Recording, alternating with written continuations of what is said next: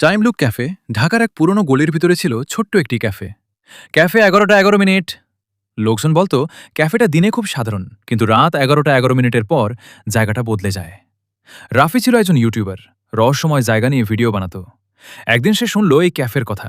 সবাই বলতো সেখানে গেলে মানুষ একই দিন বারবার বাঁচতে থাকে। প্রথমে রাফি এসব বিশ্বাস করেনি। সেদিন রাত 10টার দিকে সে ক্যামেরা নিয়ে ক্যাফেতে ঢোকে। ভিতরে অদ্ভুত নীরবতা। পুরনো ঘড়ির টিকটিক শব্দ ছাড়া কিছু শোনা যাচ্ছিল না। ওয়েটার ধীরে এসে বলল, স্যার, 11টা 11 বাজলে বাইরে যাবেন না। রাফি হেসে বলল, কেন, ভূত আসে নাকি? ওয়েটার শুধু তাকিয়ে রইল, তারপর ফিসফিস করে বলল, এখানে সময় থেমে যায়। 11টা 11 বাজতেই হঠাৎ পুরো ক্যাফের লাইট কয়েক সেকেন্ডের জন্য নিভে গেল। রাফির ক্যামেরা নিজে নিজে বন্ধ হয়ে যায়। আবার আলো জ্বলে উঠলে সে দেখে ক্যাফেতে আর কেউ নেই। শুধু কোণের টেবিলে বসে আছে এক মেয়ে, সাদা পোশাক, ভেজা চুল, আর সামনে 1 কাপ কফি। মেয়েটি ধীরে বলল, তুমি আবার এসেছ?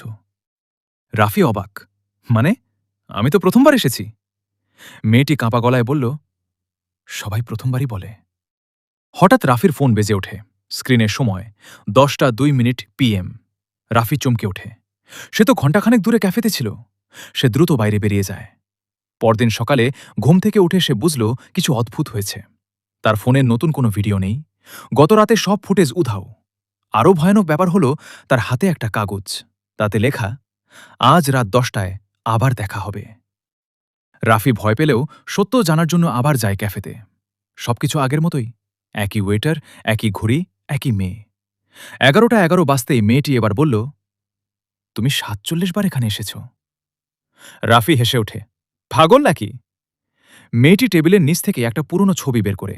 ছবিতে দেখা যায় ক্যাফের ভিতরে বসে আছে রাফি নিজেই, কিন্তু ছবির তারিখ 1998 সাল। রাফির জন্মই হয়েছিল 2001 সালে। তার মাথা ঘুরতে থাকে। ওয়েটার ধীরে দরজা বন্ধ করে দেয়, তারপর বলে, যারা এখানে আসে তারা কখনো বের হতে পারে না। তারা শুধু একই রাত বারবার বাঁচে। হঠাৎ ক্যাফের সব ঘড়ি একসাথে 11টা 11 মিনিট দেখাতে শুরু করে। রাফি দৌড়ে দরজার দিকে যায়, কিন্তু দরজার ওপাশে আর রাস্তা নেই, শুধু অন্ধকার। মেয়েটি কাঁদতে কাঁদতে বলে, আমিও বের হতে পারিনি।